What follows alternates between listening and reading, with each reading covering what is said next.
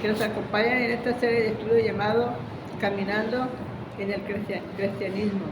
Le damos la más cordial bienvenida a sus hermanas Ashley y Jennifer Romero, la hermana Verónica Zapata, la hermana Sara Cruz y su servidora Guadalupe Romero. Le damos gracias a Dios que nos permita estar aquí reunidas para estudiar una porción más del estudio de su palabra del libro de los Hechos, del capítulo 15, versículos del 1 al 21.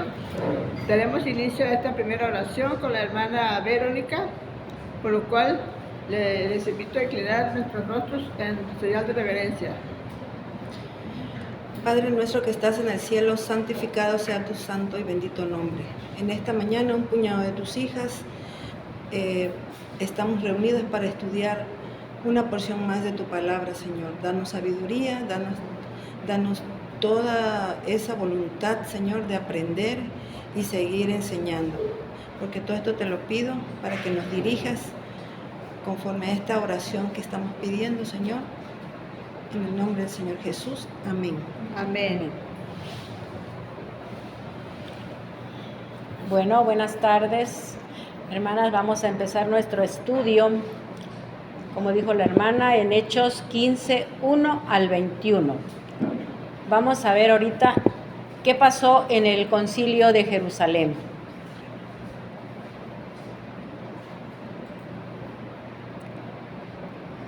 Dice, habían pasado varios años, no sabemos cuántos. Ahora nos podemos imaginar que para resolver el problema vigente, recordaron las palabras del Señor Jesús en Juan 17, 20 al 23, donde Jesús oró por la unidad. Y así como Jesús oró por la unidad en aquellos días, ahorita quiere lo mismo para nosotros.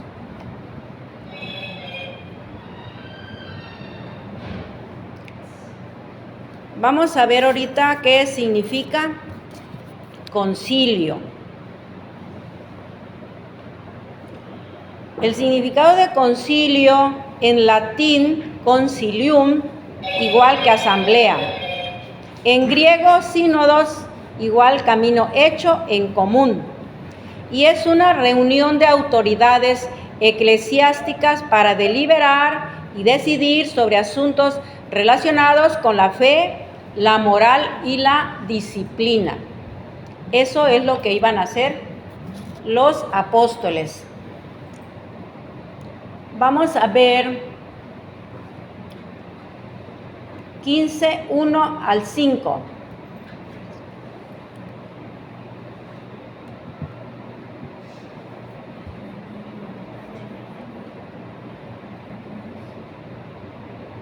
Ahí está. Dice, vamos a ver cuál fue el problema en Hechos 15, 1 al 5. 1 dice, lo que sucedió fue que algunos que venían de Judea enseñaban que si no se circuncidaban conforme al rito de Moisés, no iban a ser salvos. Vamos a ver también qué significa rito.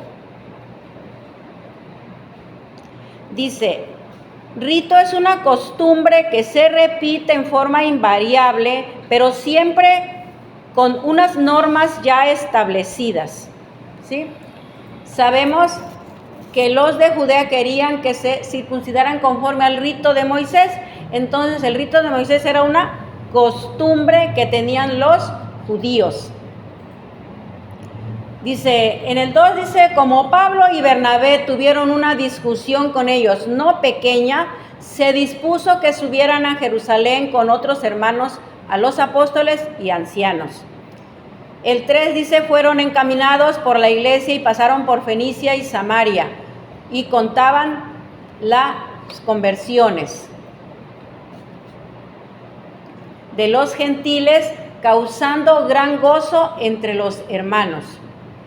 El 4 dice, llegados a Jerusalén, fueron recibidos por los apóstoles y ancianos y les contaron todas las cosas que Dios había hecho con ellos.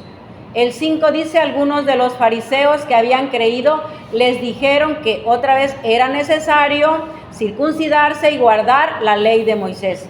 Ahora aquí no querían nada más que se circuncidaran, sino que guardaran toda la ley de Moisés, ¿verdad? Vamos a ver ahora entonces qué sucedió en Hechos 15, 6 al 12. Dice, se reunieron los apóstoles y ancianos para reconocer el problema. Vemos en Juan 14, 26. Dice, mas el Consolador, el Espíritu Santo, a quien el Padre enviará en mi nombre, Él os enseñará todas las cosas y os recordará todo lo que os he dicho. Acuérdense que Jesús dejó a sus discípulos con una encomienda, ¿verdad? Les enseñó lo que tenían que hacer y ahora les mandó el Consolador para que los guiara. Así nosotros también debemos de guiarnos por medio de la palabra de Dios, así como antes el Espíritu Santo guiaba a la iglesia, que igual tenemos nosotros nuestro Consolador, ¿verdad? Que es el Espíritu Santo.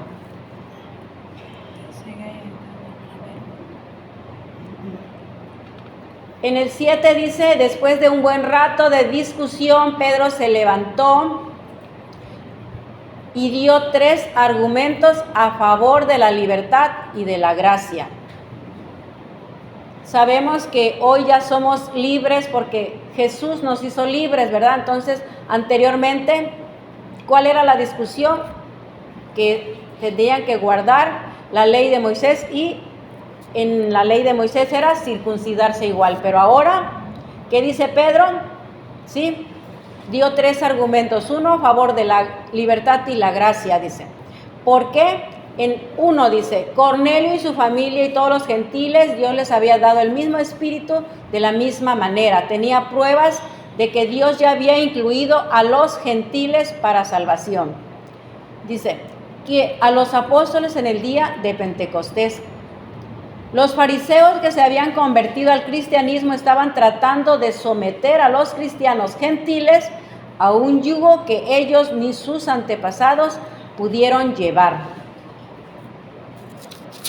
Y así querían que los nuevos cristianos querían que lo llevaran, ¿verdad? Pero como dice, es el segundo argumento, que querían que se sometieran a la ley. El tercer argumento dice, si los cristianos judíos alcanzan la salvación, no era por la ley mosaica, sino por medio del amor y la bondad de Dios.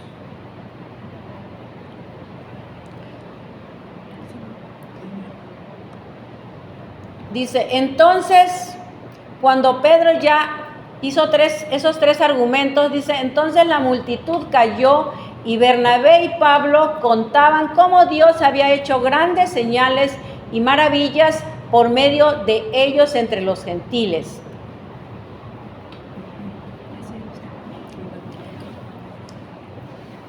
Ahora vamos a ver con la hermana Vero el discurso de Jacobo, de que está del 15, del 13 al 21. Cuando terminaron de hablar, Jacobo les dijo, varones hermanos, Simón ha dicho como Dios tomó por primera vez de los gentiles pueblo para su nombre, y concuerda con las palabras de los profetas, que iban a reedificar el tabernáculo de David y volverlo a levantar en concilio de Jerusalén. Establece la aceptación de los gentiles en la iglesia sin la necesidad de la circuncisión, basándose en el testimonio de Pedro. El cumplimiento profético de la inclusión de los gentiles en Amós 9 y un llamado a la unidad facilitando la integración de los nuevos creyentes. Puntos claves del discurso en Hechos 15, 13 al 21. En el reconocimiento de la obra de Dios, Jacobo confirma que Dios visitó por primera vez a los gentiles para tomar de ellos pueblo para su nombre. En la validación bíblica, en la profecía, cita a los profetas para demostrar que la conversión de los gentiles está profetizada en la restauración del tabernáculo de David. Esa decisión pastoral juzga no inquietar a los gentiles que se conviertan a Dios, dejando claro que la salvación es por gracia y no por observancia legalista. Directrices prácticas. La carta solicita que se abstengan de 4 cosas para facilitar la comunión con los creyentes judíos, para que el resto de los hombres y todos los gentiles invoquen mi nombre, dijo el Señor, que hace conocer todo desde tiempos antiguos, por la cual considero que no se inquiete a los gentiles, sino que se aparten de la contaminación de los ídolos, de fornicación, de ahogado y de sangre. Porque Moisés tiene quien le predique en las sinagogas cada día de reposo. Este discurso fue crucial para establecer que los gentiles no necesitaban convertirse al judaísmo para ser cristianos. Alejandría, que murió en el año 45 después de Cristo, decía que inventando nuevos deleites preparaban cosas indignas de ser ofrecidas, estrangulando y ahogando, enterrando la sangre con el cuerpo. Y parte al que ofrecía el sacrificio, con esta tercera parte se celebraba un banquete en el templo, el mercado, y se podía invitar amigos y conocidos. El sobrante se podía llevar a las casas particulares y comerlo allí con familiares y amigos. Cuando no se consumía todo el sobrante, se vendía al público en el mercado.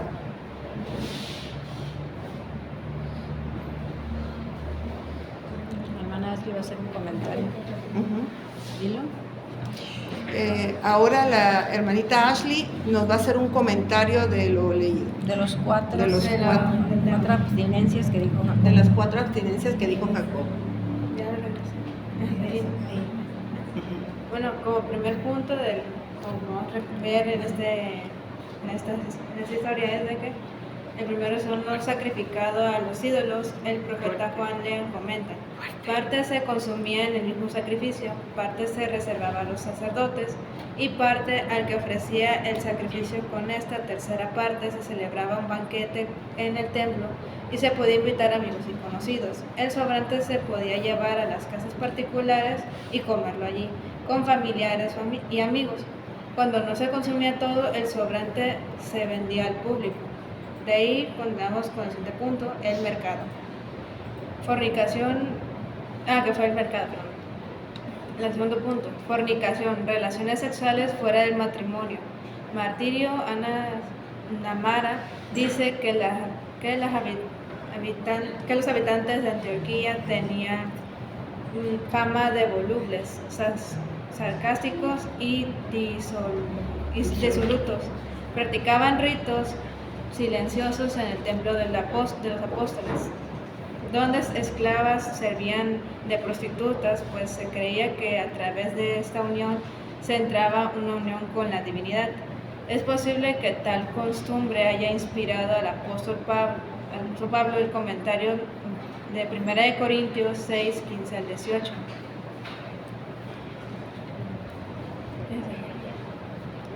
De ahí seguimos con el tercer punto, ahogado. Esta está relacionada con el sacrificio de los ídolos, comentario de un judío llamado Filón de Alejandría, que murió en el año 45 después de Cristo. Decía que inventando nuevos deleites preparaban cosas indignas, que se ofrecían entregándolo y ahogándolo, enterrando la sangre con el cuerpo. La sangre, los animales sacrificados tenían suma importancia, sobre todo en las religiones mistéricas. Había una fosa cubierta entarimado, con agujeros sobre el cual se degollaba al toro, cuya sangre dejaba correr el iniciado por su cabeza, y absorbía ansiosamente con la lengua. Todas estas prácticas horrorizaban a los judíos. Y este fue como el último punto que tenemos de toda la clase que hemos visto. Ahí sigo con... ¿Van a quedar la despedida? ¿Ya?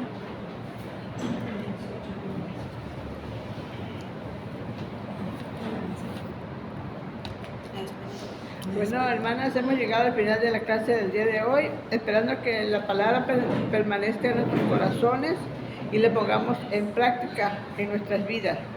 Dios nos bendiga en esta semana, que la gracia de nuestro Padre esté con cada una de nosotras. Quedan invitadas para el siguiente estudio. Dios nos bendiga.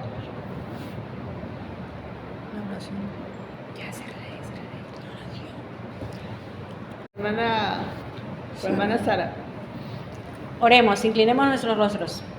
Padre nuestro que estás en los cielos, santificado sea tu nombre, Señor. Gracias te damos una vez más aquí un puñado de tus hijas por habernos permitido estudiar un poquito más de tu palabra, Señor, aunque sea un poco, pero cada día que nos esforcemos más y más para tener conocimiento tuyo, Señor, y así alcancemos el premio que nos tienes prometido, Padre. Te ruego que bendigas a cada una de mis hermanas, que nos lleves con bien a nuestros hogares, y también a los que nos van a escuchar, te ruego que los bendigas y que los ayudes a tener ese conocimiento de tu palabra, Señor, para que también reciban ese premio que nos tienes prometido. Gracias te damos por todo, aunque no lo merecemos a veces, Señor, porque somos pecadores, pero es tan grande tu amor que tú nos perdonas, Padre. Gracias por todo lo que nos has dado. Todo te lo rogamos y te lo pedimos en el nombre de tu Hijo amado, nuestro Señor Jesucristo. Amén. Amén.